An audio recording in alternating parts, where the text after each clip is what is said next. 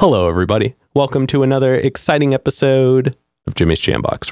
We're back at it again, and we're going to get on into it. But before we do, as always, please make sure to like, subscribe, push all the buttons, do all the things. You know, I don't know where they are, but you do, and I trust you. With that being said, here's a quick word from our sponsor. Organic herbs and botanicals, skincare and edibles, wellness for body and mind. The Brothers Apothecary. Fine teas and remedies. All right, thank you all so much for watching. Again, shout out The Brothers Apothecary. Make sure to click the link below and go check them out. Guarantee you're going to like it. And make sure to use code JAMBOX for 20% off and a free gift. And with that being said, let's go ahead and get on into it. Here is today's guest. Yo, what's good? It's one time King Wess, man, in the building. Hello. What's going on? Oh, thank you so much for joining us. Hey, man, thank you for having me, man. Yeah. Why don't you tell us a little bit about, who you are, where you're from, what you do, give us that like Tinder profile of your involvement with music. For sure. Well, I'm King Wess from Portland, Oregon. I do hip hop music, also do a little bit of R&B. You know what I mean? I've been doing it for about 5-6 years or so.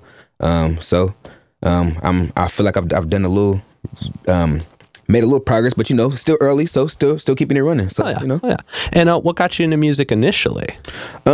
See, I would say probably I didn't know I had the music bug really until I started. Really, I would always listen to music with my parents. My dad would listen to like rock music, and my mom would listen to like R&B, and I would be singing these songs, super young, knowing every word, and I would just always be so close and connected to music, just feeling like I'm just loving these songs. But I actually had one of my good friends who does music. He goes by popai.pro. He started doing music, and he really kind of encouraged me to, like, just start writing a little bit and see what you're gonna do with it. So once I started writing it, it sounded kind of nice, and then I started writing a little bit more. I showed some people, and I don't know, the snowball started rolling. Next thing you know, I was dropping my first album, and we here. So. Yeah, and I noticed, we'll get into it a little bit more in the middle portion, but I noticed that your earliest work on Spotify was an album. So I have some questions about that when we get into it. Okay. I have a couple more first in this foundation realm, and these are ones we check in with everybody on. And this first one, it's one we ask early, it's one we ask often, and it's definitely a crowd favorite. What was the first album you ever bought with your own money? I would say it was 50 Cent, Get Rich or Die Trying. I was probably 6 or 7 years old. Okay. I was on it every day. I discovered hip hop a little late. That was one of the first albums I discovered.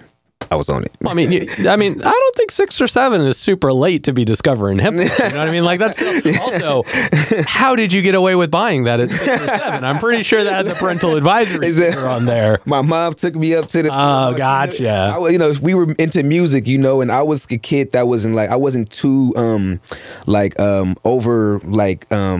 didn't get too fascinated with certain bad topics and stuff. You know what I mean? Like, I would hear stuff and it would just be what it was. Yeah. So she wasn't too strict about me listening to certain songs and stuff. So let me get it. Shout out to moms for that one. Man, shout her out. Yeah, and also it's cool. Recently, 50 Cent has been more regularly the answer for like those style of questions in the show. Yeah. I am here for that. Exactly. Like he did not get the attention he deserved in the right spots back in the day. I'm telling you, he's really one of them goats, man. One of the mixtape goats, probably the mixtape goat other than Lil Wayne. You know what I mean? Yeah. He was definitely he was doing stuff back in the day, and it's nice to see that he's like finally getting the credit he deserves for it. Absolutely. Oh, yeah. And then, what was one of the first live shows you ever went to that was like one you wanted to go to? So you saw it was happening, you got tickets for it, and you went to it. The first show that I went to was the Cinco de Mayo Bomb concert. It had to been around 2005 or something. It was around when Rihanna was first starting to do music. So, it was like Rihanna was on the bill, and Bow Wow was on the bill, and it was like way back in the day. So we they had the Jammin had a little event at the Gen X, and so we went out there, and they were doing all kind of things to win tickets. So I did. They was like, "Oh, some kind of weird talent." I think I had to wiggle my ears or something, and I won 4 tickets to go to the Bomb concert. So we did it. Damn, hell yeah, right, man. So that was when he was no longer Lil Bow Wow. Yeah, he was all grown up. It was somewhere around that transition for sure when he tried to drop the Lil off it for sure. Hell yeah. Well, I mean, I bet that was a really cool experience. It was super dope. You know what I mean? And it was early. Like I said, I didn't know how close I was to music. You know, I didn't realize it at the time, but I was so connected to this music, and it felt so good. And I guess it came full circle when I actually started doing it. I realized why it felt like that now. You know? Yeah, definitely. Yeah. And is anybody else, like, I know you said your parents listen to music, but like, is anybody else in your family like musical at all? Like as far as like music creation? Yeah, my dad actually sings. Oh, cool. He's a really, really good singer. So that's it's in my genes too. Yeah. So so he never did anything like too big level, but he's worked with a lot of different people. You know what I mean? And so yeah, me and him, that's who I really go to for a lot of my music advice still to this day. He lives in North Carolina now, so I call my dad and, you know, kind of, hey, listen to this, how you feel about this? And I get a lot of my music advice from him because he a really, really, really great singer and just overall great musician altogether. So yeah. Now is that where you're from initially? North Carolina? No, I'm from here. It's been out here. From Portland, yeah. Okay. He moved out there probably about 10, 11 years ago or something like that. You know what I mean? Okay. So, okay. He's been out there ever since then. So gotcha. Yeah. All right. Now we've got one last question to go in this portion before we get into what you're doing in the main day. Okay. But I guess, you know, since you've only actively been doing it for like 5-6 years, what was the deciding moment that made you want to like pursue music seriously? So I was making little recordings on GarageBand on my phone, just kind of playing around with it to see if I wanted to do music. And so I had made a little beat on there, then I made a rap and everything, and I put the whole little song together. And so once I downloaded it, I started just sending it to some of my friends and sending it to some of my people. And like what I like about the people who are around me, they're super honest. You know what I mean? They're not gonna like overgas nothing. Yeah. Like, oh, this is cool, but they'll let me know if it's not the one. You know what I mean? So I was sending it out, and then they were sending it out to some more people. And so it was like people coming to me like, "Oh, I heard your song Touched," and I'm like, how have you heard that song? Like, it's not out. You know what I mean? Like, and so it was kind of naturally, organically kind of spreading out between people just from me sending it out to a few people. And I was getting like all good reactions. And so I was just like, okay, like that was a moment like, okay, like I can actually do this. And so I started doing it. Hell yeah. Yeah. Well, hey, that's got to be pretty affirming when like people have heard music you haven't even put out. Exactly. Exactly. So it definitely felt good. And I'm like, because I always kind of felt a certain way about music. Like I didn't know if it never felt like people from Portland could make it, you know? So maybe that's why it took me so long to get into it, because it never seemed real for me. Yeah. But that it felt, you know, real at that point. So I decided to do it. I love that. Yeah. I love that. Well, let's go ahead and get on into you in the present day. And we're going to get a super easy one out of the way.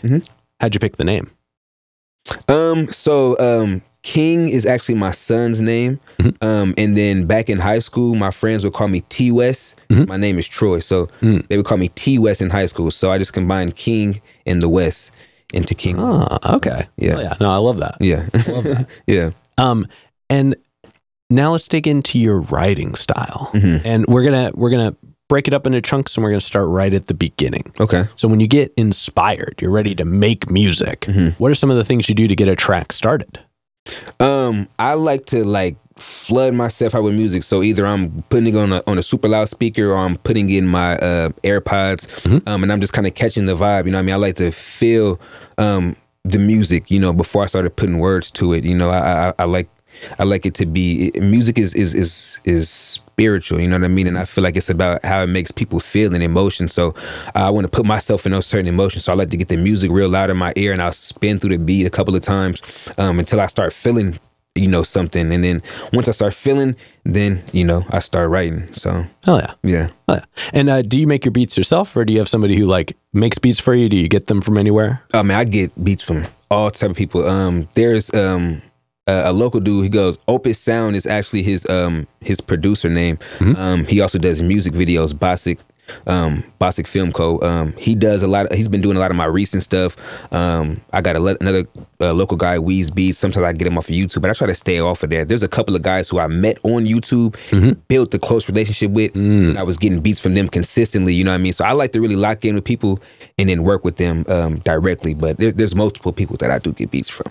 Yeah, that makes sense, because I was listening through some of your music earlier, and it felt really consistent beat wise. Like, it didn't feel like it was just anything you bought off of whatever place you could get. Like, it felt like there was a lot of consistency in it for sure. Absolutely. And like, I was listening to your most recent track, Motorola Pager. Yeah. And which, I mean, that track is tough. Thank you, man. Appreciate it. The beat is crunchy. That's the open sound. Yeah. And it's cool because when I was listening to all your stuff, I noticed you have a really good beat selection. Yes, like, that was something that really stood out to me. And then one of the things I wanted to point out was, like I said earlier, your first thing that you put out, at least on Spotify, like where I go for the main bits, if there's stuff there. Yeah. The first thing you put out was an album. Yes. Like, you did, like, that was your earliest work in 2019. Yeah. What made you decide to do that first?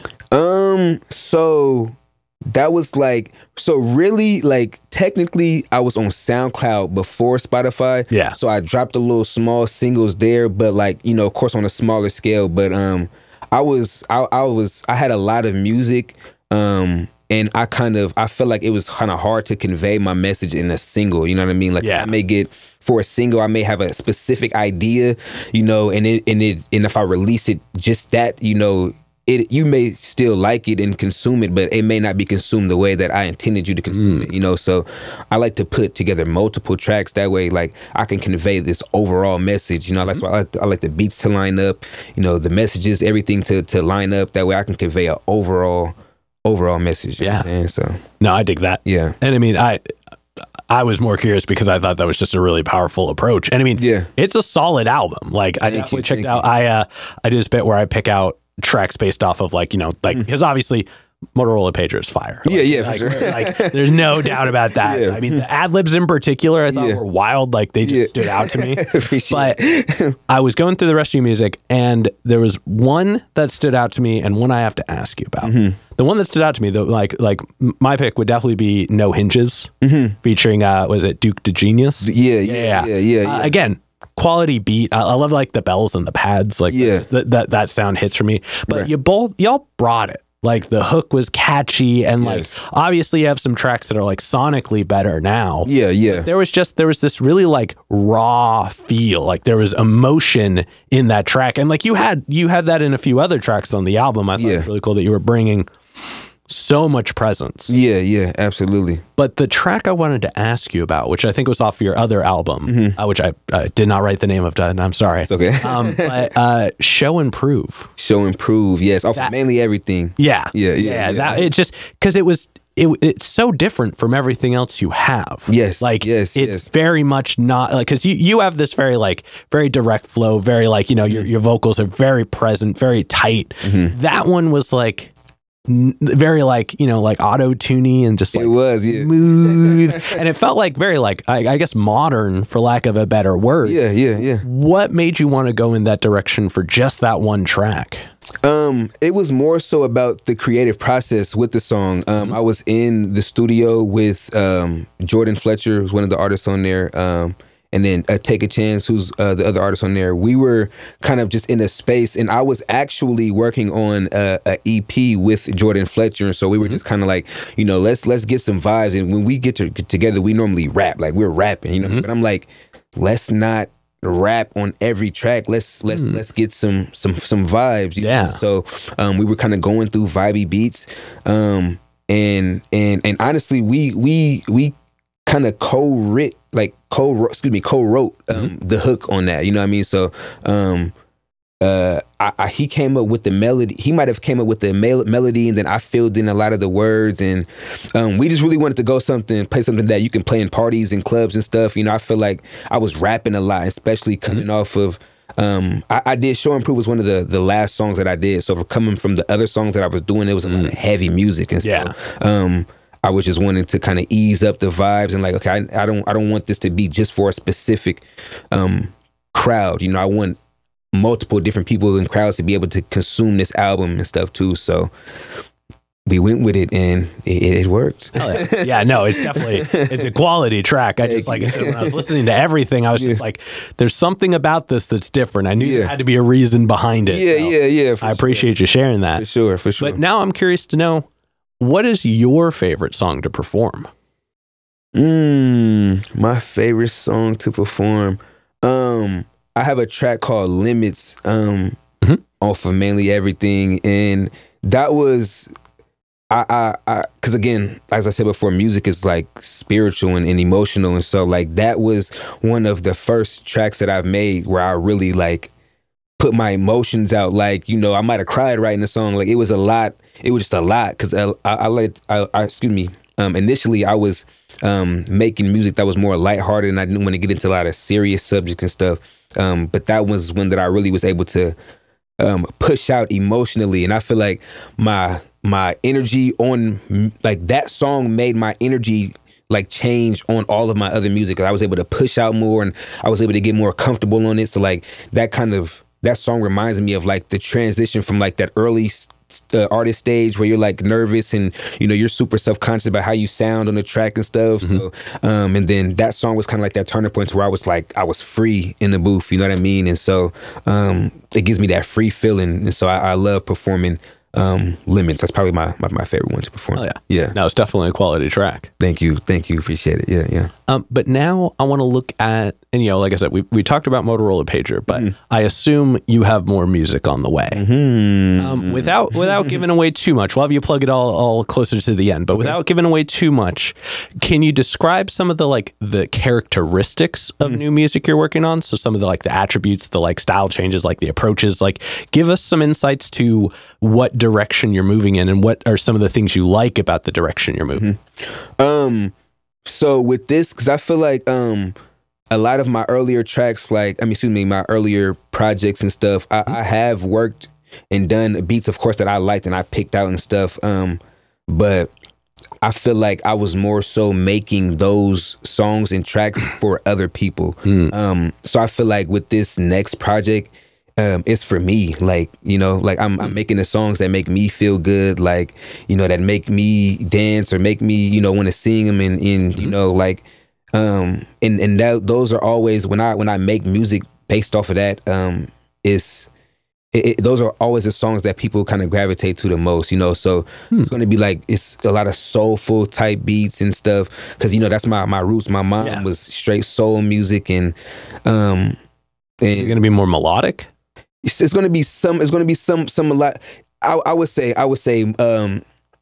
more melodic for sure. Okay. More melodic. I may even put in some more auto-tune singing, because I sing too. I was a singer ever before I was a rapper. Okay. You know what I mean? So I was in like church choir and stuff. I probably should have mentioned that earlier. I was in church choir and stuff too, as a youngin' and stuff, in school choir and stuff. So I was a singer first, so making some singing vibes, but like I'm really taking it like soul. I'm still bringing that gritty West rap, but it's gonna be on some soul vibey, you know, just stuff that make you feel good on the inside, you know. Okay. So, yeah. Oh, yeah. Well, definitely looking forward to that. Oh, yeah. So I'm super excited for that. For sure. I mean, yeah. Before we move into the next question here, like, I really like your approach to your sound. Like it like you clearly have a style, you know, like everybody should. Yeah. But I think that you have a good presence. Like your sound is very well delivered, and it feels like it has been even, you know, since your first album. Yeah. So it sounds like you've put a lot of intent behind your sound, and you really have kind of come out of it with one that does, you know, sound like you, which I think is really cool. It's especially for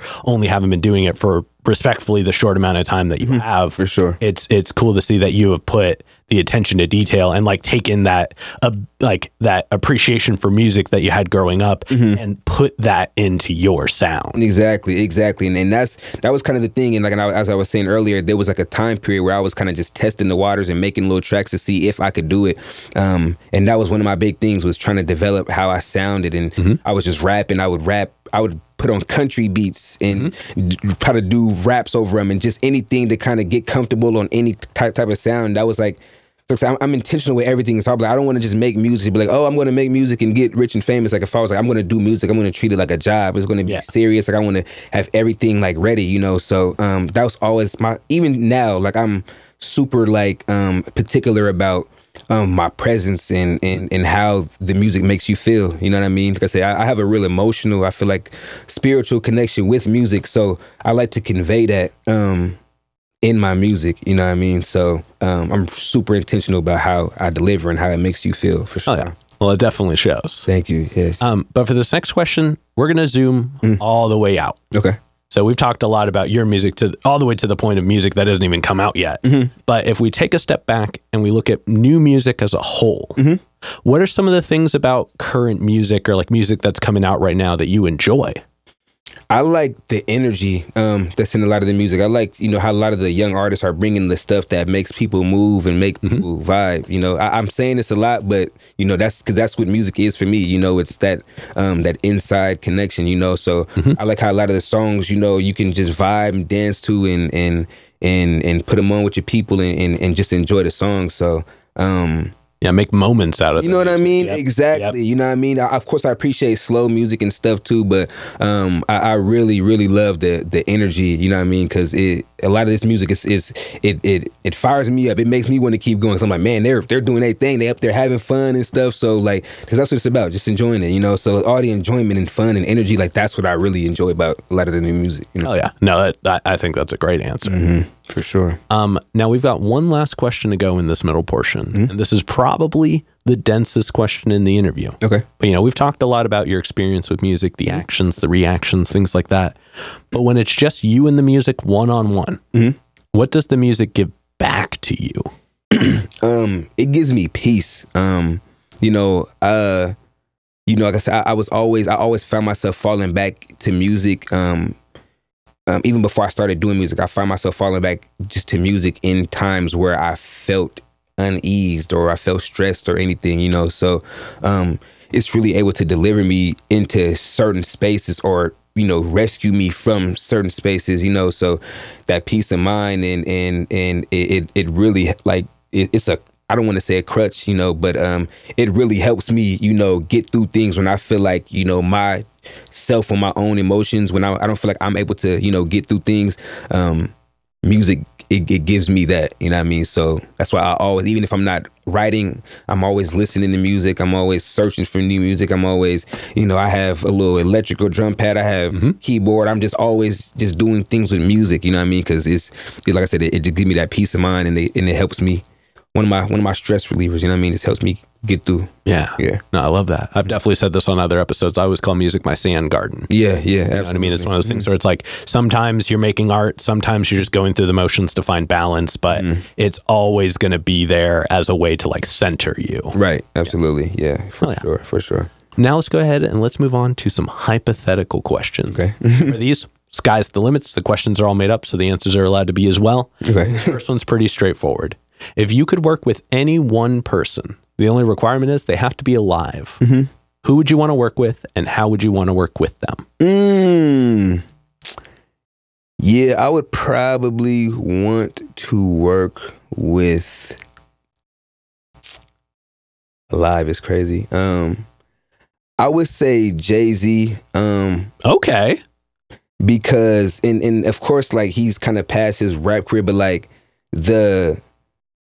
I like a lot of times I find myself listening to Jay-Z when I'm trying to find like new pockets to settle into in my cadences and find new ways to stretch my flows. And I feel like Jay-Z was like one of the pioneers of switching it up and digging into sliding into different pockets and stuff and really making the flows unique. So I would want to sit in with Jay-Z on a writing session, you know what I mean? Writing an album. And I think that'd be like super dope. I would find so many new, No, that's what I would do. Yeah, that's a solid answer, and it's cool. As soon as you said that, I was like, that makes sense. Like having listened to your music and like about his, and also, I mean, his rap career may be on the end, you know, just because he's been doing it so long, but he's been doing it so long that he's got a well documented career. Exactly. The man could stop and never do anything again, and there'd be plenty of music for us for the rest of the time. We don't need another blueprint. You know what I mean? Like, he has already built that house. Exactly. But like mansion, right? Yeah. But like, damn, that's a really good answer. Because I guarantee you, he could sit down with anybody and still come up with something now. Exactly. He's just, you gotta be tired after a certain point. Not everybody can be Lil Wayne. You know exactly. What I mean? Like damn. Exactly. But yeah, no, that's a super solid answer. Yeah, for sure. And then subsequently, who's a local artist that you're aware of that you haven't gotten to connect with yet that you would like to? That is a really good question.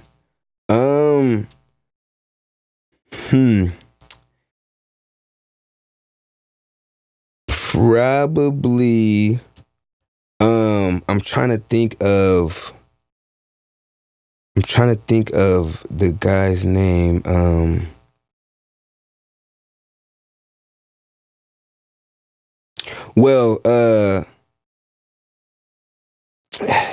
There's so many. See, okay, I'm gonna just think of one. So like Low Steel, who's a singer, super dope.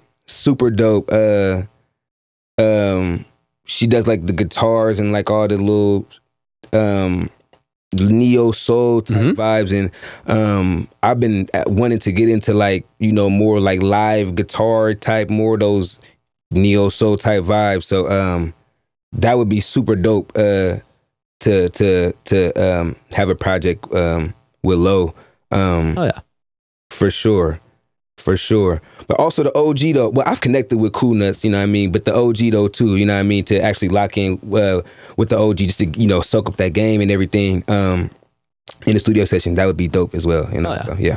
Well, everybody, you know what to do. At both of them in the comments. We can make that. Let's see if we can get all three of y'all on a track together. Also, shout out to Cool Nuts. This is not the first time he's been mentioned today. The other time was off camera, but yeah, dude's definitely doing big things in the community all of the time. Yeah. I mean, but yeah, everybody at them in the comments. Let's see if we can make a track happen. Oh yeah. And then for this next one, like I said before, sky's the limits, and it's pretty literal in this sense. But if you could perform anywhere in the world, and you wouldn't have to worry about crowd access or building stability or power. It's guaranteed the best lineup, guaranteed the best show. And it doesn't have to be a venue. It can be anywhere in the world and it'll work. Where would you want to perform?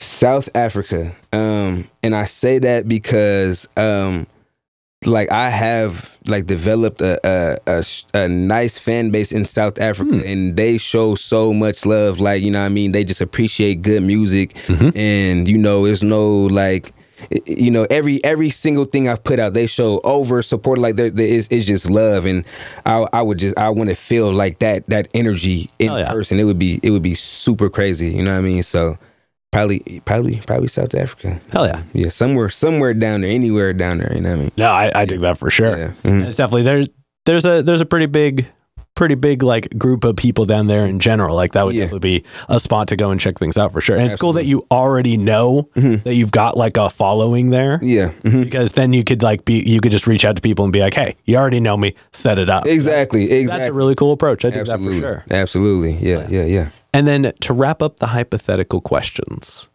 if you could get one more album from anybody, they could be alive, they could be dead, they could have not put out an album in 100 years, they could have put out an album yesterday. Who would you want an album from? Nipsey Hussle, off the rip. I talk about this all the time. I was just talking about this with my girl recently. This was my favorite artist. Like every Nipsey song ever released is on my phone for sure. I probably know every word, if not a couple words. But he inspired really a lot of like what my style is, and kind of mixing like the street vibes with like the more smarts and more like bars type, you know, kind of blending those two vibes together. I got a lot of that from listening to his music, you know what I mean? So definitely Nipsey Hussle. I'm hoping that somebody has an album somewhere. Yeah, they're just sitting on and haven't put out yet. Drop. You know, I heard that I heard Meek Mill say that he gave him and Nipsey had like an album that was like 25 to 30% done or something that he gave to Lauren London. So I know there's music out there. Like I'm just hoping that they compile it together and put it out. I just need one more, you know what I mean? So damn, no, I feel you. That would, damn, yeah. All right, and with that being said, we're gonna go ahead and start wrapping this up. What can we look forward to between, let's say, now and November? Now in November, it's gonna be an EP coming. We also got an album coming. So my next album will be here probably in the summer. The EP will probably be here around then too. Like I'm hitting the ground running. I'm finna start a freestyle video series I used to do before. It was called the Nostalgia series. So that was one of my that's kind of what got my initial following going in the first place. So getting back to my roots, you know, so freestyle videos, EP coming, album coming. We vibing all year. Oh yeah. Well, definitely looking forward to all of that. Thank you. For this next one, go ahead and look straight at the camera and tell everybody how they can find you. King Wess is KingWess 503 on any platform. That's on Facebook, that's on Instagram, that's on X, Twitter, whatever y'all want to call it. And then just drop the 503 off for your music streaming platforms. Apple Music, Spotify, anything. Again, King Wess, KingWess, not ST, WESS. Yeah. Oh yeah. And it'll all be on the screen and stuff like that as well, so people will be able to see it. But for the people listening now, they'll know for sure. Yeah, oh yeah. And then any other plugs, any other shout outs, anybody else you want to put on while you're on here? Man, shout out, man. Again, Jordan Fletcher. Shout out Duke the Genius. Man, shout out Dante Thomas. Again, the OG Cool Nuts, DJ Fat Boy. Man, it's a lot of people, and I don't want to feel Foreplay Tay, my boy, who been in the background for a minute, but hopefully he pops back out. Shout out Fountain. Shout out Weez Beats. Man, it's I could go on all day. I feel you. Yeah, my folks, they know, but yeah, them is all dope, super dope people, and all been influential on my journey too. So yeah. Oh, yeah. All right, now we've got one last question to go. But before we do, I'm gonna steal the camera for just a second. Okay. As always, y'all, please make sure to like, subscribe, push all the buttons, do all the things. You know, I don't know where they are, but you do, and I trust you. And one more shout out to the Brothers Apothecary. Make sure to click the link below and go check them out. I guarantee you're gonna like it. And make sure to use code JAMBOX for 20% off and a free gift. And with that being said, the final question. And this is entirely up to your interpretation. Okay. But what is an album you feel is more on the obscure side? So it's a deep cut. It's one not a lot of people know, but it's one you think everybody should know. I would say Section 80, Kendrick Lamar. I feel like a lot of people's Kendrick Lamar journey started at Good Kid, Mad City, but y'all missed what was before that. Section 80 is a gem, like a masterpiece work. Oh yeah, definitely like that. I can't even think of nothing. No, I mean that is a great choice. Like, I mean, Kendrick's music spans so many like ranges of things, but like, yeah, there's definitely a point in time where it's like there were people who had not found out about him, and that is definitely kind of that crossing point. Exactly, and overly dedicated. Either one of those, them was both. Hell yeah, you know what I mean? So, hell yeah. Oh, now y'all got two, so you have no excuse not to go check it out after you go and listen to his music. You know what I mean? Well, that being said, we're going to go ahead and get up on out here. Thank you so much for joining us. Thank you for having me, man. It's been a blessing, man. It's been super fun, dope, kicking it, super dope spot, man. So, yeah, thank you. Yeah. Thank you. This has been another exciting episode of Jimmy's Jambox. I'm Jimmy. I'm King Wess, one time. And we're signing off. Later, y'all. That's a wrap.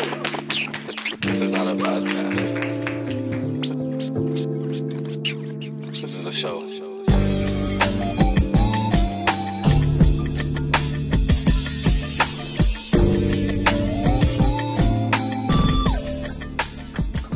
Keep jamming.